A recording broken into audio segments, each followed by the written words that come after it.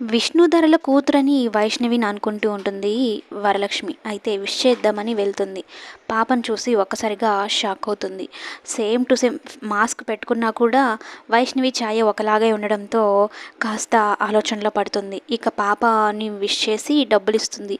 మీరెవరో తెలియకుండా నేను మీ దగ్గర డబ్బులు తీసుకోవచ్చా, తీసుకోకూడదు కదా అన్నట్టు వైష్ణవి చెప్తూ ఉంటే, నేను మీ నాన్నకు ఫ్రెండ్లేమ్మా అని అయితే చెప్పి డబ్బులిస్తుంది.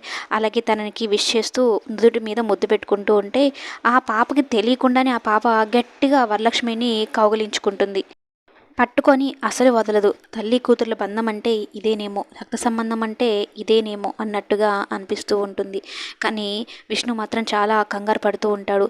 మాస్క్ తీస్తూ ఉన్న వరలక్ష్మిని అయితే ఇక గట్టిగా అరిచి, నందిని ఇంకా చాలా కార్యక్రమాలు ఉన్నాయి అనేది చెప్పి నందిని ఇంకా పాపను తీసుకురమన్నట్టు చెప్తాడు. ఇక వైష్ణవి కూడా వరలక్ష్మిని వదలలేక వదులుతుంది.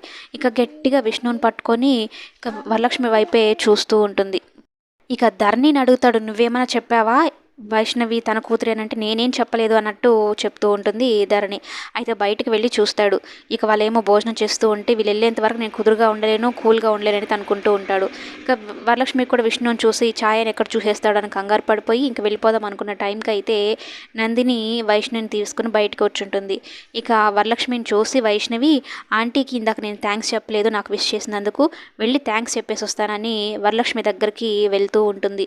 నందిని ఏమో వద్దు వైషు వచ్చేసి అంటున్నా కూడా వినిపించుకోదనమాట.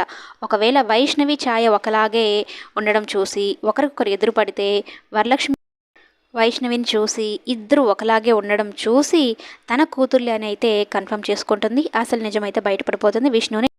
ఆ తర్వాత అసలు కథ మొదలవుతుంది. ఇప్పటి వరకు అయితే ట్విస్ట్ అదిరిపోయింది.